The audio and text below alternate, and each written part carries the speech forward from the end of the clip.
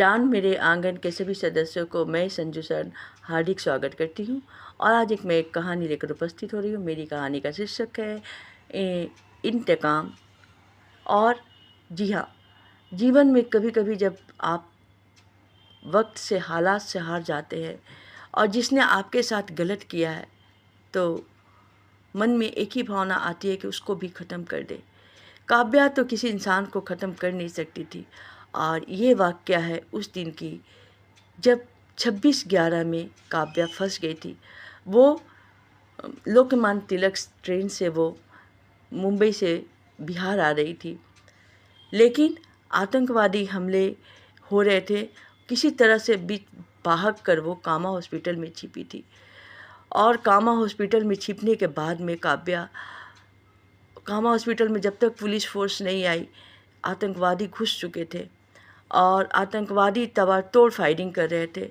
और जिस क्वार्टर में वो ठहरी हुई थी, छिपी हुई थी, कुछ डॉक्टर लोग के साथ कुछ स्टाफ लोग थे, सभी डरे हुए थे कि यहाँ पे ऑक्सीजन सिलेंडर है और कोई कब बम मार दे और कब ये जो घर है ये भी ब्लास्ट में उड़ ना जाए। काव्या अपने फैमिली की तस्वीरों को लेकर देखे जा रही थी। लगता था कि अब तो वो उनसे मिल नहीं पाएगी। उन्हीं तस्वीरों के बीच में एक तस्वीर जब देखी तो उसके अंदर का क्रोध उबल पड़ा और वो मन ही मन इंतकाम के आग में जलने लगी। और तभी वहाँ पर अचानक दूसरे जगह पे बम गिरता है, लेकिन काव्या को लगता है कि ये इस बिल्डिंग पे बम गिरा है और वो उन्माद की हालत में हो जाती है, वो बेहोशी की हालत में हो जाती है। सभी लोग भगवान के नाम ले रहे थे, कोई अल्लाह का नाम ले रहा था, अपने अपने धर्म के अनुसार सभी ईश्वर से प्रार्थना कर रहे थे। तभी काव्या को लगता है कि वो मर रही है और वो मरने वाली है। और अचानक से वो एक ऐसी अवस्था में डर की पहुंच जाती है जहाँ पे केवल भ्रम ही भ्रम नज़र आते हैं। और काव्या उसी बेहोशी की हालत में पहुंच जाती है। उसे लगता है कि वो मर गई है और उसका रूह, उसकी आत्मा इंतकाम लेने पहुंच गई है क्षितिज के पास। क्षितिज सोया रहता है। क्षितिज को महसूस होता है कि मेरे पास कोई है। क्षितिज अपनी पत्नी के बगल में सोया हुआ था। पत्नी बोलती, क्या बात है क्षितिज, तुम डरे डरे लग रहे हो।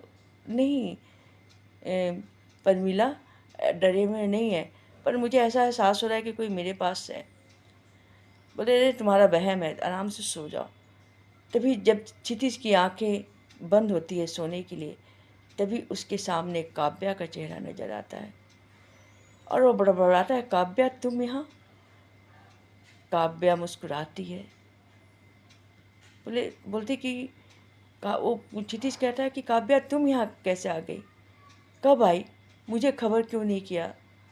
काव्या एक भयानक सी हंसी हंसती है जो हाड़ कपा देती है क्षितिज का। बोले, मैं कैसे ट्रेन, अब मैं सारी बंधनों से मुक्त हो गई हूँ क्षितिज। अब मैं तुम्हारे पास आई हूँ, मैं तुम्हें लेके जाऊँगी, क्योंकि मेरी बर्बादी का जिम्मेवार तुम ही हो। नहीं नहीं, गलत कह रही हो काव्या, तुम गलत कह रही हो। बताओ क्षितिज, तुमने क्यों अपनी भावनाओं से जाहिर किया कि तुम मुझे चाहते हो। हर जगह, हर पल तुमने अपने प्यार की मौन स्वीकृति दी थी। तुम्हारी बहन ने भी मुझे कहा, मेरे मन में किसी के लिए भी कभी कुछ नहीं था, लेकिन इमोशनली इतना वो मुझे हर चीज़ तुम्हारे बारे में बताने लगी कि मैं तुम्हारी ओर झुकती गई। लेकिन तुमने एक बार भी नहीं कहा कि मैं तुम्हें प्यार करता हूँ। अगर तुम कर देते, तुम कहते, नहीं भी शादी करते ना, तो मैं कम से कम एक सुकून के साथ मरती कि तुमने मुझे प्रपोज किया क्षितिज। पर तुमने मुझे बर्बाद कर दिया। तुम्हारे चलते मैं हर जगह हर जगह से गई। मैं शादी नहीं की, मेरे माता पिता मुझे ताना मारते रहे, मैं सबकी नज़रों में गिर गई हूँ।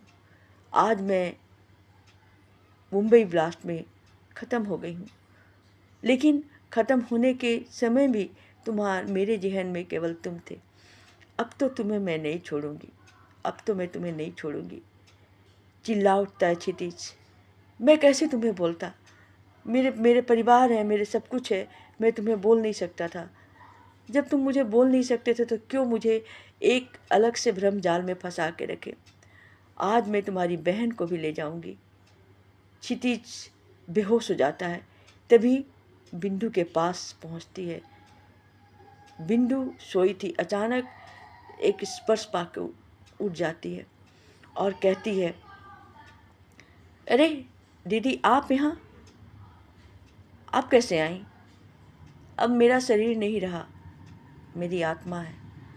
मैं तुम्हें लेने आई हूँ क्योंकि तुमने अपने स्वार्थ के चलते मुझ जैसी मासूम को झूठे प्रेम जाल में फंसाया। बिंदु, अपने भाई के लिए मैं तुम्हें नहीं छोड़ूंगी। हाँ दीदी, मैं आपके भाई को पसंद करती थी, इसलिए मैंने किया, लेकिन भैया आपको बहुत प्यार करते हैं, मैं जानती हूँ। अब ये सब चीज़ नहीं है, तुम लोग अपना जीवन जी ली, मैं नहीं जी। चलो मेरे साथ। और दोनों को वो उठाने लेके जाती है। दोनों चिल्लाते, नहीं, माफ़ कर दो, माफ़ कर दो काव्या, मुझे माफ़ कर दो, नहीं छोड़ूंगी, मैं तुम्हें नहीं छोड़ूंगी। तभी भड़ाक सा बम का ब्लास्ट होने का आवाज़ आता है। काव्या चौंक पड़ती है। जब उठती है तो कहते, अरे ये तो स्वप्न था। लेकिन पुलिस आ चुकी थी और बम, चारों तरफ गोलाबारी हो रही थी। अगर मेरी ये कहानी आप सभी को पसंद आए तो प्लीज़ प्लीज़ लाइक और सब्सक्राइब अवश्य कीजिए। जय हिंद, जय भारत।